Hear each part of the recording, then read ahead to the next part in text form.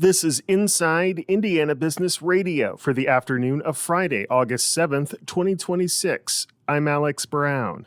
As college students return to campus, Valparaiso University is taking a different approach to the traditional campus tour. The video game Valpo Future Quest, launched this week, focused on giving prospective undergraduate students a way to learn about the student experience in campus offerings. Mason Tules is a developer of the game. We wanted to ensure everything looked and felt kind of Valpo authentic, and so for the buildings, we have a cartoon art style. So it's important that when you look at the building and then you search up a picture of the building, you see them side by side, you can say, okay, that is that building. The game also features a series of questions designed to help identify potential career paths and corresponding academic programs. Ohio-based ViaQuest, a provider of specialized care and services for individuals with intellectual and developmental disabilities, has announced plans to expand its residential services to Lafayette. CEO Emily Stickley said the company plans to add about 50 jobs by the end of this year.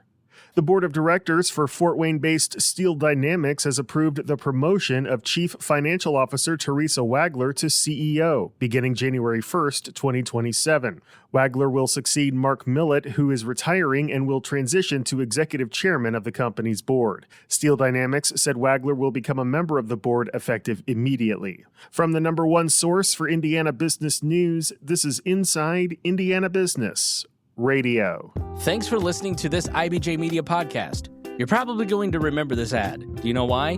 Podcast advertising works. 85% of listeners recalled hearing an ad during a podcast, and 70% of podcast listeners have acted after hearing an ad. So whether you're looking to be heard across the entire IBJ Media podcast network, sponsor one of our shows, or just start with a 30-second ad, IBJ Media can help. Contact advertise@ibj.com to learn more. The Bristol Town Council has accepted the withdrawal of a rezoning application that drew hundreds of residents to a July Elkhart County Plan Commission hearing over concerns about a potential data center. The applicants sought to rezone 957 acres from agricultural and manufacturing classifications to a detailed M1 planned unit development. The proposal became a flashpoint in July as residents raised concerns about the potential impact of a data center on farmland, water resources, noise, and the surrounding community. But town manager Mike Yoder told our partners at WSBT-TV that the rezoning itself would not have approved a data center. There is no data center project, and there's been a misunderstanding that they thought that this approval would approve a data center project. But in fact, all it was doing is approving M1 uses that could include a data center project. So in the future, if there's going to be a data center project there, it will come through as people will know exactly who's building. They'll know exactly what the site plan will look like.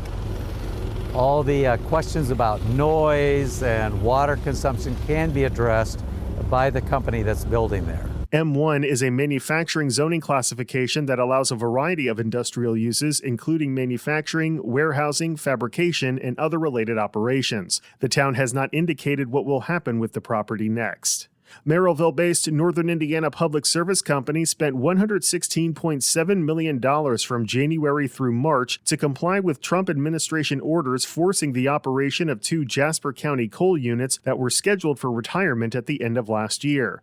The units at the R.M. Schaefer Generating Station earned $33.5 million in coal-generated electricity sale revenue over that period. That's according to a Tuesday filing with the Federal Energy Regulatory Commission. NIPSCO is asking federal regulators to let it collect $38 million in quarterly costs from customers in the Mid-Continent Independent System Operator's 15-state footprint, which includes Indiana. The figure includes $2.8 million in profits for the utility company. A global manufacturer of lighting and vehicle safety systems is marking a milestone in 2026, and its CEO says innovation has been key to the company's success. Madison-based Grody Industries is celebrating 125 years in business this year. Dominic Grody, the fourth-generation leader of the company, told Inside Indiana Business that the pursuit of innovation was a founding principle. The business was started by my great-grandfather, and it was all based on his passion for technology and innovation Each time, there was a big change in the market, we were innovative. And I would say the other thing that's really helped us is we've always had extremely strong customer-centric leadership. Today, Grody Industries employs more than 1,600 people around the world, including about 600 in Indiana.